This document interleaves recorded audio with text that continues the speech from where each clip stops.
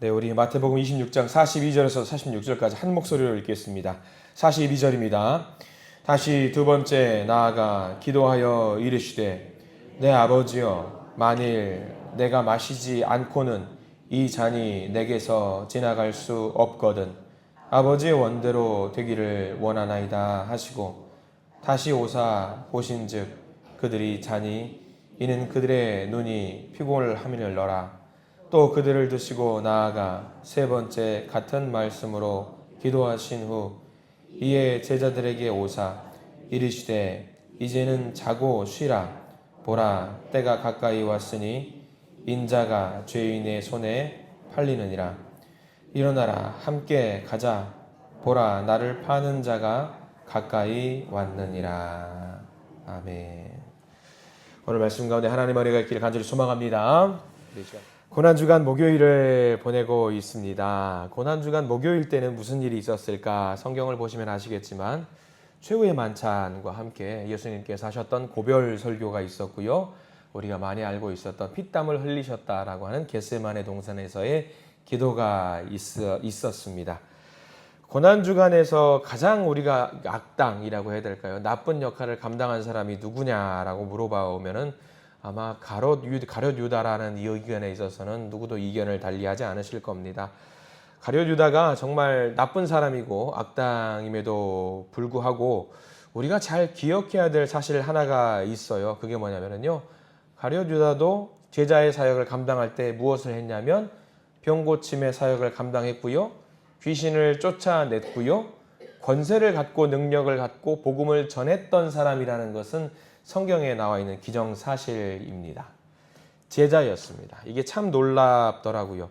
처음부터 악당으로서의 그런 역할을 감당했던 사람이 아니었을 것이다. 예수님께서는 태어나지 않았으면 좋겠다라고 말씀을 하신 바가 있지만 그 역시 누구였냐면 제자였습니다. 그 역시 예수님의 12 제자 중에 한 명이었습니다. 이게 아마 뭘 말하는지 여러분들 잘 아실 겁니다. 출중한 믿음을 갖고 있는 사람이라고 할지라도 하나님께 칭찬을 받던 사람이라고 할지라도 무너지는 것은 한순간이라는 것을 알려주고 있습니다. 유다만 그랬을까요? 유다만 그랬던 거 아닙니다. 예수님의 제자들 전부 다 그랬습니다.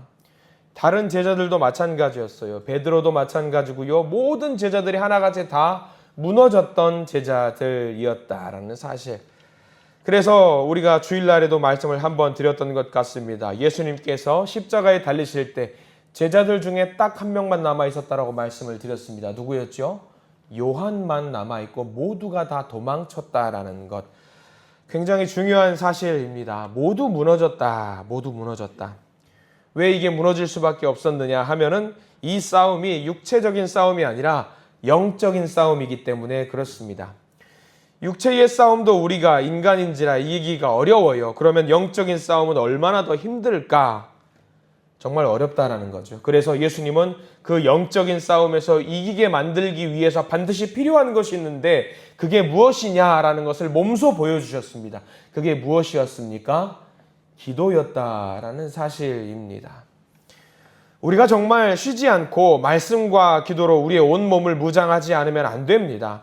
예수님의 12 제자들이라고 해서 훈련을 받지 않은 사람이 없습니다. 모두 강력한 훈련을 받았습니다. 예수님 따라다니면서 기도 훈련과 전도 훈련과 말씀 훈련을 받았던 예수님의 제자들입니다만 그들 역시 무너졌다라는 사실이 우리의 마음을 정말 아프게 합니다. 모두 무너졌으니까 우리도 당연히 안 될 것 같은데요. 우리도 굳이 할 필요 없을 것 같은데요. 이렇게 자포자기하실 분은 한 분도 안 계실 겁니다. 포기할 거 아니잖아요. 안 된다고 안 하실 거 아니잖아요. 우리는 뭐라도 해야 되는 거잖아요. 영적인 싸움에 우리가 질 수밖에 없다라고 포기할 거 아니시잖아요. 그래서 예수님의 이 위기의 시대에 고난의 시기에 무엇을 하셨는지를 우리가 잘 봐야 된다라는 사실입니다. 더욱더 우리는 견고해져야 합니다. 무엇으로 견고해져야 하냐면 기도로서 우리를 더욱더 견고하게 만들어야 됩니다. 예수님은 이미 목요일날 그 전에도 알고 계셨지만 몸소 보여주셨어요. 이날 기도 외에는 정말 답이 없다라는 것을 예수님도 알고 계셨습니다. 몸소 보여주셨는데요.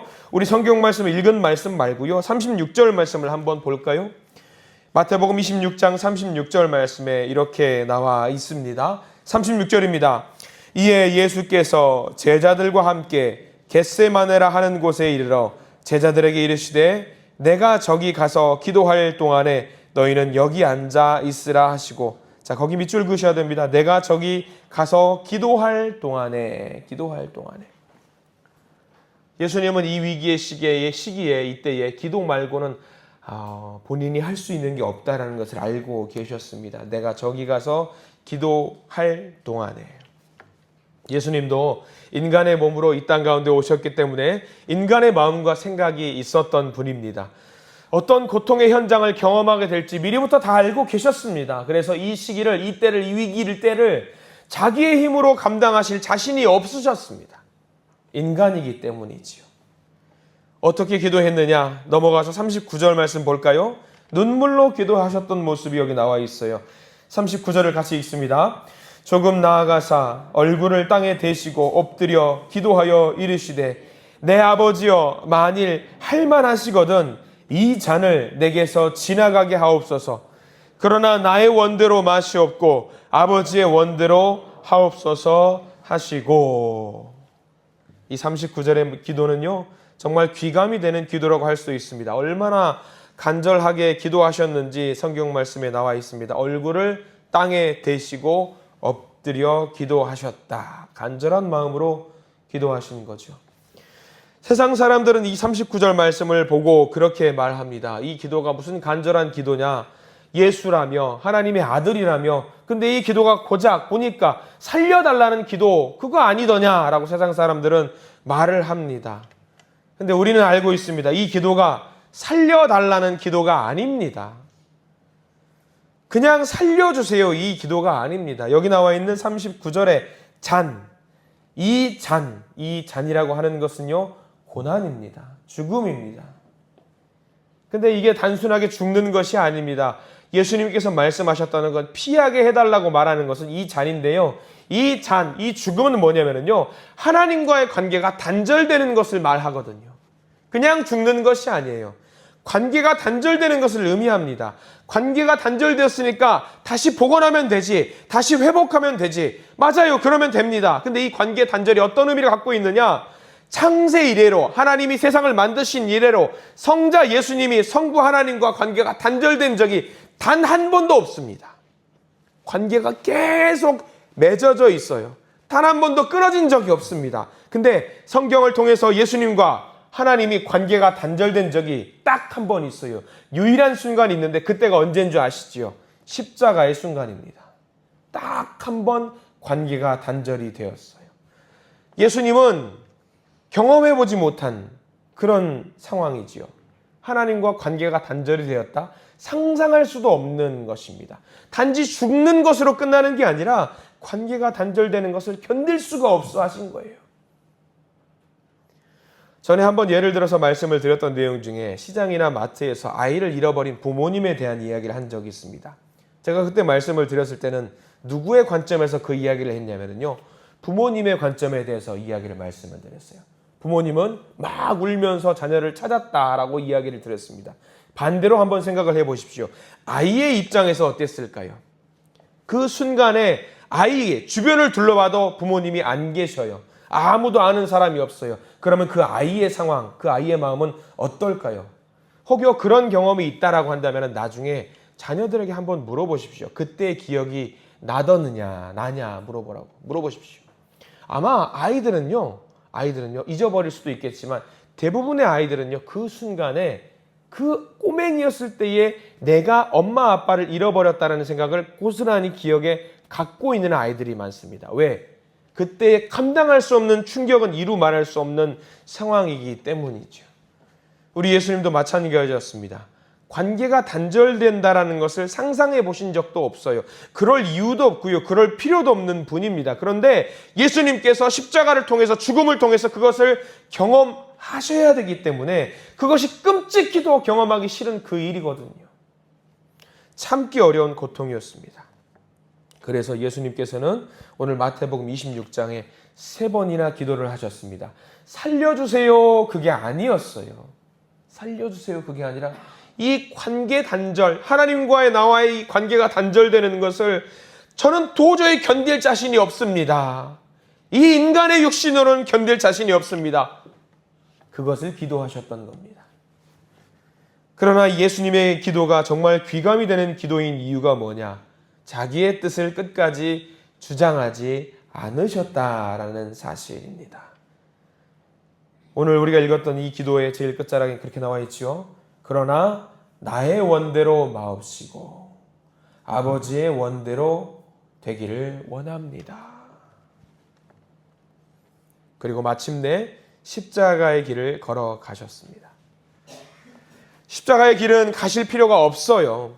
성자 예수님은 하나님과 동등한 권리를 갖고 있기 때문에 그냥 말 한마디 하시면 되고요. 나는 이 길이 싫다라고 그냥 결단을 내리시면 됩니다. 그럼에도 불구하고 하나님의 뜻에 순종하셨던 예수님의 모습이고요. 굴복하셨던 예수님의 모습입니다. 참으로 귀한 모습입니다. 우리의 모습과 비교해 보십시오. 우리는 어떻습니까? 내 뜻대로 돼야 되는 거, 내 생각대로 돼야 되는 거, 내 주장대로 돼야 되는 거, 그게 우리 아닙니까? 내 생각대로 반드시 돼야 됩니다. 그게 편하고 그게 좋습니다. 하나님은 그게 아니라고 말합니다. 근데 우리는 기어코 하나님을 설득합니다. 하나님 이게 맞단 말이에요. 하나님 이게 맞아요. 하나님이 잘못 알고 계셨어요 라고 주장할 때가 너무나도 많습니다. 내 생각을 내려놓고 하나님께서 주관하실 우리의 삶을 기대하시기를 소망합니다. 내 주장을 내려놓고 하나님께서 우리를 만지실 우리의 삶을 기대하시기를 간절히 소망합니다. 그게 승리의 길이고 형통의 길이고 평안의 길입니다. 그래서 예수님은요, 그 길을 걸어가셨고요. 인류의 구속을 완성하시고 만유를 살리는 구주가 되셨습니다. 이렇게 하실 수 있었던 게 무엇 때문에 가능했다? 기도로 인해서 가능했다라는 거죠. 제자들은 몰랐어요. 이게 그렇게 중요한 건지 몰랐습니다. 예수님께서는 그래서 기도하라고 말씀을 하셨지요. 제자들은 너무 피곤한 나머지 잠을 잤습니다. 안타까워하셨습니다. 기도 말고는 답이 없는데 너희들은 기도를 하지 않는구나. 기도하라고 했는데도 불구하고 기도를 하지 않았던 제자들은 결국 어떻게 되었냐? 영적인 싸움에서 이길 수 없었습니다. 그래서 무너졌고요. 흩어졌습니다. 베드로는 어떻게 말했습니까? 죽을지언정, 내가 죽을지언정 주님을 부인하지 않겠다고 장담했던 베드로는 기도하지 않았기 때문에 어떻게 됐지요? 3번이나 예수님을 부인했습니다. 왜? 기도하지 않았기 때문입니다. 기도하지 않았기 때문에. 베드로가 사실 이때에 얼마나 된통당했는지 나중에 베드로의 제자들과 베드로를 따르는 사람들에게 이렇게 말합니다. 베드로전서 5장 8절 말씀에 이렇게 기록을 한 내용이 있습니다. 여러분들이 알고 계시는 말씀, 근신하라, 깨어라. 너희 대적 마귀가 우는 사자같이 두루 다니며 삼킬 자를 찾는다. 근신하라, 깨어라, 깨어 있어라 라고 이야기하는 거예요. 그때 얼마나 된통당했으니까 이런 고백들을 사람들에게 말을 할까요? 기도하지 않았더니 자기도 무너졌던 것을 명확하게 기억을 하고 있었던 겁니다. 고난주간 목요일입니다. 이 고난주간 목요일은요, 특별히 예수님께서 알려주신 바가 있습니다. 기도해야 된다는 것을 알려주셨습니다. 우리의 힘으로 할 수 없다는 것을 알려주셨어요. 이 마지막 때를 살아갈 때에 이런 때일수록 어지러운 때에 이런 때일수록 더더욱 열심히 기도로 무장하시기를 간절히 축원합니다. 기도하지 않으면 무너지는 것을 예수님께서 알려주셨습니다. 예수님의 말씀을 잘 기억하시기를 소망합니다.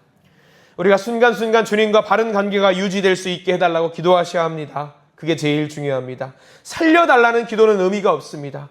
하나님과 바른 관계를 맺게 해달라고 기도하시고 더욱더 열심히 기도하셔서 우리가 결단코 쓰러지지 않겠노라고 결심하면서 오늘 하루 살아가시는 우리 모두가 되시기를 간절히 기도합니다. 기도하겠습니다. 사랑과 은혜가 충만하신 하나님 아버지, 이 새벽 저희를 주님의 몸된 교회로 불러주시고 고요한 시간 속에 주님의 음성을 듣게 하시니 감사드립니다. 이 고난주간을 보내면서 겟세마네 동산에서 피땀 흘리며 기도하셨던 예수님의 모습을 떠올립니다. 내 아버지여, 만일 할만하시거든 이 잔을 내게서 지나가게 하옵소서. 그러나 나의 원대로 마시옵고 아버지의 원대로 하옵소서. 처절한 기도의 절규 속에 그럼에도 불구하고 끝까지 순종하셨던 주님의 사랑과 헌신 앞에 너무나 부끄러워지는 우리의 모습을 보게 됩니다. 주여, 우리도 이 세상에 살다 보면 감당하기 어려운 고난과 시험 앞에 놓일 때가 많습니다. 그럴 때마다 겟세마네에서 기도하셨던 주님을 기억하게 해 주시옵소서. 우리의 뜻이 아니라 하나님의 뜻을 구하며 무릎 꿇고 기도하게 해 주시옵소서. 주여, 십자가의 사랑을 깊이 묵상하며 우리의 교만과 우리의 욕심과 우리의 죄악을 내려놓게 하시고 예수님의 마음을 품은 자로 변화되게 해 주시옵소서. 이 말씀을 가지고 오늘 목요일 하루를 살아가게 하시며 주님의 고난에 동참하며 부활의 기쁨을 준비하는 우리가 되게 해 주시옵소서. 모든 말씀 우리를 위해 십자가 지신 예수 그리스도의 이름으로 간절히 기도드립니다. 아멘.